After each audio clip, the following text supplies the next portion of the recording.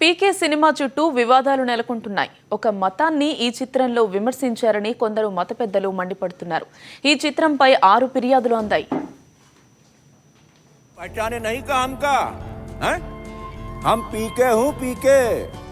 Bollywood director Raj Kumar Hirani తీసిన పీకే movie తాజా సంచలనంగా మారింది. రిలీజ్ అయిన వారం రోజుల్లోనే 200 కోట్ల రూపాయలు వసూలు చేసింది. పీకే మూవీ బాలీవుడ్ బిగ్గెస్ట్ హిట్ అవ్వడం ఖాయమంటున్నారు ఫిల్మ్ క్రిటిక్స్. అమీర్ ఖాన్, అనుష్క శర్మలు జంటగా నటించిన ఈ మూవీలో సంజయ్ దత్ గెస్ట్ రోల్ పోషించారు. ఈ సినిమాలో కథాంశమే కీలకమైంది. ఇతర గ్రహం నుంచి భూమిపైకి వచ్చిన గ్రహాంతరవాసి క్యారెక్టర్ను అమీర్ ఖాన్ పోషించారు. భూమిపై రిమోట్ ను పోగొట్టుకున్న అమీర్ ఖాన్ దానికోసం వెతుకులాడుతూ పీకేగా పాపులర్ అవుతాడు. ఆ రిమోట్ కోసం ఎవరిని అడిగినా దేవుడే ఇస్తాడన్న సమాధానంతో దేవుడి కోసం పీకే అన్వేషణ ప్రారంభిస్తాడు. ఇక సినిమాలో రిపోర్టర్ క్యారెక్టర్లో నటించిన అనుష్క విచిత్ర వేషధారిగా ఉన్న పీకేను ఫాలో అవుతుంది. ఈ క్రమంలో దేవుడి కోసం పీకే లేవనెత్తే అంశాలు అందరినీ ఆలోచింపచేస్తాయి.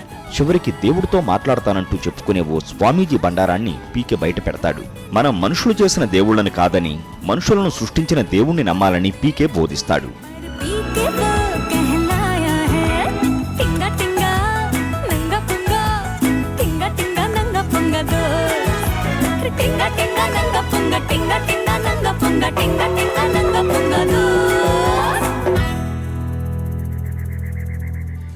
ఈ పీకే తత్వం ప్రేక్షకులకు బాగానే ఎక్కింది. బాక్సాఫీసులో కలెక్షన్ల వర్షాన్ని కురిపిస్తోంది. ఇంతటి ప్రజాదరణ పొందిన సినిమాపై విరుద్ధ అభిప్రాయాలు వ్యక్తం చేసేవారు లేకపోలేదు. భగవంతునికి భక్తునికి మధ్య ఎవరూ ఉండకూడదన్న భావనపై కొందరు విమర్శలు వ్యక్తం చేస్తున్నారు.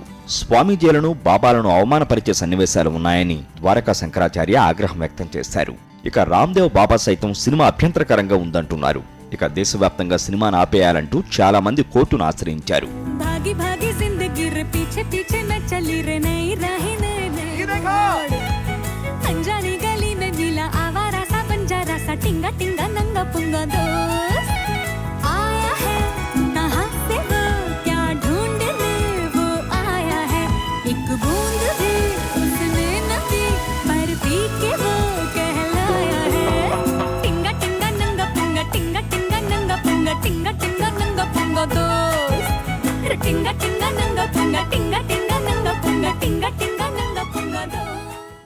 సో నిజంగానే పీకే సినిమా ఒక మతాన్ని కించపరిచే విధంగా ఉందా? పీకే సినిమా పైన ఎందుకిన్ని వివాదాలు నెలకొంటున్నాయి?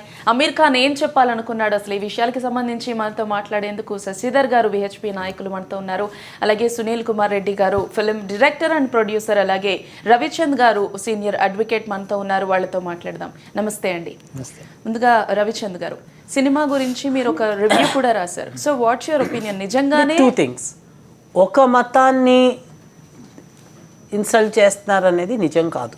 ఓకే, ఈ సినిమా చూస్తే అన్ని మతాల్లో మన మూఢనమ్మకాలని ఎలా ఇంక్రీజ్ చేస్తున్నారనేది కొన్ని సీన్స్ ఉన్నాయి సినిమాలో, లేదంటం లేదు.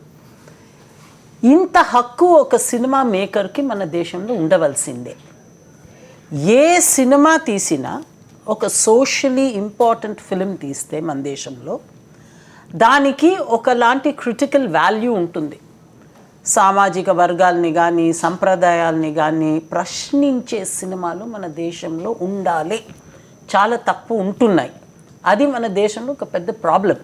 ఒక థాట్ ప్రాసెస్ని మనము అదిగిపెట్టేయాలి, మనుషులు దీని గురించి మాట్లాడకూడదు అనేది చాలా wrong approach in an open democracy.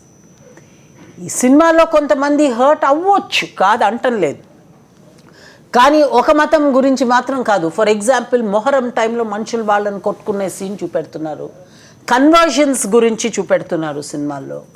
అదేలాగా Hindu మతానికి కొన్ని అంగ ప్రదక్షిణాలు చేసేది, అలాంటి సీన్లు చూపెడుతున్నారు. మీరు కొంతసేపు ముందు ఈ షో స్టార్ట్ అయినప్పుడు ఈ సినిమా గురించి మాట్లాడారు షోలో. What is the film, what is the story. అదే కథ అయితే what can be anybody's valid objection? మత పెద్దలందరూ మమ్మల్ని గురించి అంటున్నారు, దేర్ ఫర్ సినిమాని బ్యాన్ చేయాలి అనడము it's a very unfortunate state of affairs. ఏ మత పెద్దని, అట్లాంటి మత పెద్దలు ఎవరైనా ఉంటే వాళ్ళని బ్యాన్ చేయడంలో ఏమాత్రం తప్పు లేదు. అలాంటి మత పెద్దలు లేనప్పుడు why are you bothered about it? ఒక రిలీజన్ని చేస్తున్నారు అనేది చాలా తప్పు. ఒకటి. రెండోది, టెస్ట్ ఇట్. ఈ రోజుకి 5-6 రోజుల్లో 230 కోట్ల కలెక్షన్ ఈ సినిమాకి వచ్చింది. అంటే అంతమంది పోయి ఈ సినిమాని చూశారు. ఈ సినిమాని 200 ఇంత అమౌంట్ వచ్చినప్పుడు, I'm not saying success is the only test, ఇంతమంది పోయి ఈ సినిమాని చూసి వచ్చినప్పుడు వీళ్ళందరికీ అరే నా రిలీజన్ గురించి కానీ మా దేవుడి గురించి కానీ వ్యతిరేకంగా ఈ సినిమా ఉంది అని ఎవరికి అనిపించలేదు. ఈ మత పెద్దలకే అనిపించింది. Where is the catch? Yeah, as a director and producer మీరు మంచి మంచి సినిమాల్ని, మంచి మంచి మెసేజ్ ఓరియంటెడ్ సినిమాలని తెరకెక్కించారు. సో ఈ సినిమా చూసినప్పుడు మీకు నిజంగా ఒక మతాన్ని కించపరిచేలా ఉంది అనిపించిందా? అండ్ డైరెక్టర్స్ ఇటువంటి సినిమాలు తీయకూడదు అని చాలామంది అంటున్నారు. సో అంత స్వేచ్ఛ డైరెక్టర్కి లేదంటారా? మీరేమంటారు? సో ఈ ఫిల్మ్ చూసిన తర్వాత నాకు ఇట్స్ ఒక ఇంట్రెస్టింగ్ డిస్కషన్ అనిపించిందండి. గతంలో ఓ మై గాడ్ అనే సినిమాలో కూడా ఈ డిస్కషన్ జరిగిందండి. సో ఒక ఎగ్జిస్టింగ్ స్టేటస్ కోని క్వశ్చన్ చేసినప్పుడు రవిచంద్ర గారు చెప్పినప్పుడు కొంతమందికి అది నచ్చకపోవచ్చు డెఫినెట్లీ. ఎందుకంటే ఒక డిస్కషన్ జరిగినప్పుడు 2 పాయింట్స్ ఆఫ్ వ్యూలు కూడా ఉంటాయండి. ఆ 2 పాయింట్స్ ఆఫ్ వ్యూలో ఒక పాయింట్ ఆఫ్ వ్యూ దానికి ఎగ్నెస్ట్గా ఉండొచ్చు.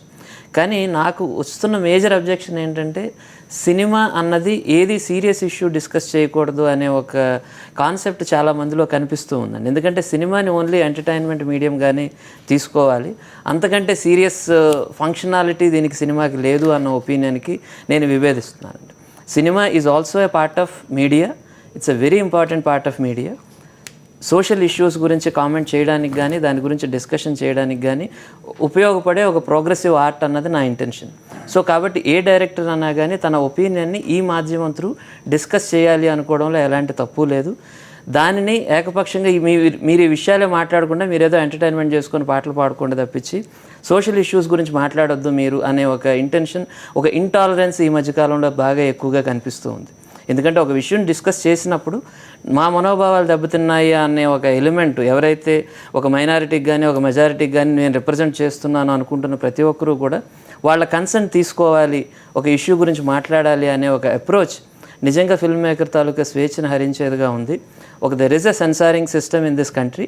అది ఉన్నప్పుడు ఆ దానికి వదిలేయాల్సిన అవసరం ఉంటుంది తప్పించి ప్రతి ఒక్కళ్ళు ఇది మళ్ళీ మా దగ్గరికి రావాలి, మా అప్రూవల్ తీసుకొని మా స్టాంప్ వేయించుకుంటే కానీ ఇది రిలీజ్ కావడానికి వీల్లేదని కానీ లేకపోతే జనం దగ్గరికి వెళ్ళడానికి వీల్లేదనే కానీ ఒక approach is not good for a democratic setup like India అండి.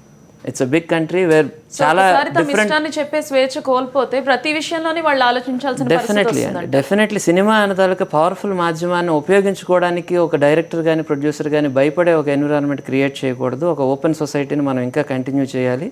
నాలెడ్జ్ బేస్డ్ సొసైటీగా మారుతున్న ఈ టైంలో డిస్కషన్ అనేది చాలా ఇంపార్టెంట్. దానికి కావాల్సిన అన్ని మాధ్యమాలు కూడా ఓపెన్గానే ఉండాలండి. ఒక ఫిల్మ్ మేకర్కి కానీ ఒక రైటర్కి కానీ don't try to stop it. అదొకటే నా humble request as a film maker. Shashidhar garu, cinema గురించి, ఇందులో ఉన్న మెసేజ్ గురించి లేకపోతే అభ్యంతరాల గురించి మీరేమంటారు? ఇంతకుముందే డైరెక్టర్ గారు మాట్లాడుతూ సినిమా ఎంటర్టైన్మెంట్ కాదు, ఇది సమాజం మీద ప్రభావం చూపుతుందని చెప్పారు. అలాంటి సినిమాలు తీసేటువంటి ఒక బాధ్యత గల వ్యక్తులు, దర్శకులు మనోభావాలను కూడా గౌరవించాల్సినటువంటి బాధ్యత ఉందనేటువంటి విషయాన్ని వాళ్ళు విస్మరించకూడదు. అమీర్ ఖాన్ లాంటి ఒక ప్రముఖమైనటువంటి నటుడు ఈ చిత్ర నిర్మాణం సందర్భంగానే నాసిక్లో ఒక దేవాలయానికి చెప్పులు వేసుకొని పోయి ప్రవేశించడం జరిగింది. అప్పుడే చాలా పెద్ద ఎత్తున వివాదం జరిగింది. అంటే ఒక మతపరమైనటువంటి విశ్వాసాలను గౌరవించాల్సినటువంటి బాధ్యత అందరిపైన ఉన్నది. ఈరోజు ఏదైతే పీకే సినిమాలో హిందువుల మత విశ్వాసాలను దెబ్బతీసేటువంటి అనేక సంఘటనలు ఉన్నాయి. ఈరోజు లింగానికి అర్చన చేయడం ఒక మూఢనమ్మకం అవుతుందండి. ఇది కోట్లాది మంది హిందువులు ఆరాధించేటువంటి ఒక ఆరాధన పద్ధతి. ఈరోజు అవును యావత్ హిందూ సమాజం కూడా ఇవాళ ప్రకృతిని ఆరాధించేటువంటి తత్వం హిందూ ధర్మంలో ఉంది. దాన్ని తప్పుగా చూపేటువంటి ప్రయత్నం చేయడం జరిగింది. అదేవిధంగా భయంతో ఒక నిమిషం మాట్లాడండి. ఇవాళ జో డర్ గయా ఓ మందిర్కు గయా అని ఈరోజు అదేవిధంగా ఒక క్రైస్తవులను చర్చికి భయపడిపోతున్నారని చెప్పి ముస్లింలను నమాజ్ చేసుకోవడానికి భయంతో పోతున్నారని చిత్రీకరించే ధైర్యం వీళ్ళు చేయగలుగుతారా? ఈరోజు ఎగ్జామ్స్కు పోయేటువంటి చిన్నపిల్లలను చూపెట్టేసేసి వాళ్ళు భయం కోసమే దేవాలయానికి పోతున్నారని చెప్పేసి, అదేవిధంగా హిందూ స్వామీజీలను ఇవాళ ఒక ఫాస్టర్ వేషధారణతోటో ఒక ముల్లా వేషధారణతోటో వీళ్ళు దొంగలను చిత్రీకరించే ధైర్యం ఈరోజు సినిమా రంగం చేయగలుగుతుందా? కేవలం హిందూ కాషాయ వస్త్రధారణతో ఉన్నటువంటి స్వామీజీలను మేము పవిత్రంగా పూజించుకుంటామండి. ఏ స్వామీజీ ఒక కాషాయ వస్త్రధారణతో ఉంటే మేము సాష్టాంగ నమస్కారం చేసేటువంటి సంస్కృతి సాంప్రదాయం హిందూ ధర్మం.